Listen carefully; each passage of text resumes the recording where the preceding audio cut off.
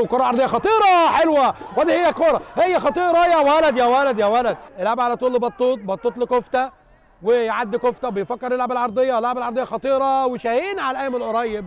القادم لفريق دي كيرنس هنشوف ونتابع، وده كره الارتقاء العالي وخطيره، وهي كره يا ولد يا ولد يا ولد يا ولد. احمد عيد الشاذلي ويقودها هجمه من الجبهه اليمنى، الشاذلي بيلعب العرضيه خطيره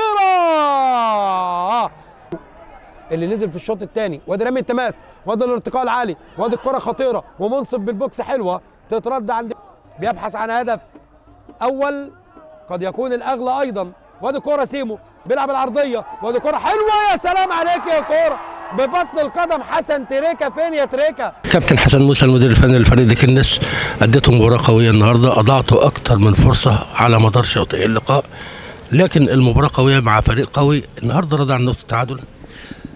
الحمد لله على كل حال. طبعا مش راضي لان احنا كنا نقدر نكسب. الشوط الاولاني ما كناش كويسين، الملعب بتاعنا بيعتمد على كرات عاليه والتحامات واجسام، احنا اجسامنا مش قويه، احنا نقدر نلعب كره على الارض. المنافس طويل جدا اجسامه، هو لعب النهارده على كره طويله وكرات الالتحام والكره الثانيه، فكان تعبنا. الشوط الثاني رغم ان هم اطول ما خدوش كره عاليه، احنا افضل وكنا لياقتنا اعلى وروحنا اعلى، كنا محتاجين شويه توفيق وحد يقدر يخلص قدام. طبعا زعلان على النقطه، لكن لو بالروح دي هيفضلوا يلعبوا اللي جاي افضل وهنكسب.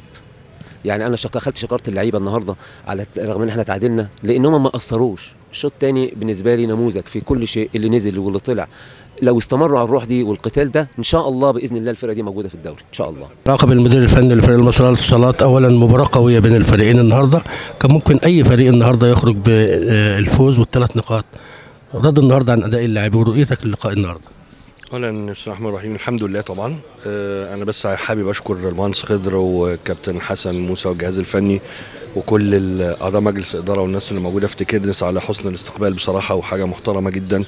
الناس بصراحه يعني شالونا فوق دماغهم، وده مش جديد عليهم لانهم ناس محترمين وناس برغم المنافسه اللي كانت في الملعب والماتش مولع، لكن في الاخر ما حصلش اي تجاوز من اي حد.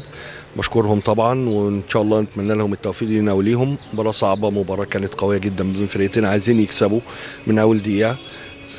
مش عايز اتكلم على ان اللي كان موتر المباراه بعد القرارات كده التحكيميه شويه اللي هي عملت شده شويه، لكن في الاخر الموضوع الحمد لله عدى على خير، يعني ما فيش حاجات مؤثره يعني. لكن اتمنى لهم التوفيق. الماتشات صعبه جدا جدا جدا وفيها ضغط قوي جدا، فنتمنى بس ان الفتره الجايه يعني معلش يا جماعه علشان خاطرنا، يعني انا بوجه كلامي للدكتور ايهاب والمجلس اداره اتحاد الكوره، بعد اذنكم الماتشات الجايه صعبه والنقطه هتفرق، فبعد اذنكم ما تجربوش فينا تاني كتير، كفايه يعني. بعد اذنكم عايزين الحكام الصفوه اللي قاعدين في البيت بقى لهم 3 اشهر ما بيحكموش، فيا ريت كان الماتشات دي، انا شايف ان هي استعداد كويس جدا وضغط وماتشات فيها حالات تحكيميه كتير جدا جدا جدا، ومحدش هيبقى في حمل في خساره نقطه يعني. بس ده رجائي طبعا، واتمنى ان هو يوصل بشكل يعني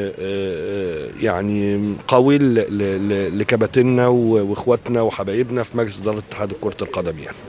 امير حجازي كابتن فريق دي كيرنس، اولا مباراه قويه بين الفريقين النهارده، هل النهارده راضيين بنقطه التعادل؟ طبعا احنا نازلين بنلعب على 3 بونت.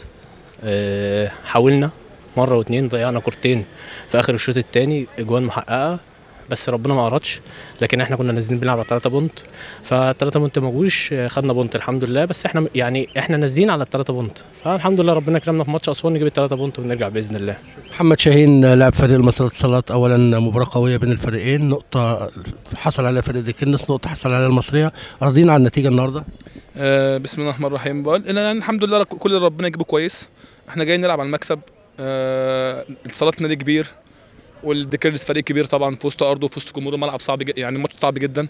الحمد لله ربنا ما اردش ان احنا هنكسب، خدنا بونت مش وحش. في اللي جاي الدوري صعب جدا باذن الله، ده يدينا دفعه ان شاء الله. كان عندنا بدلك الفتره اللي فاتت كبيره جدا، فباذن الله اللي جاي يكون احسن ان شاء الله.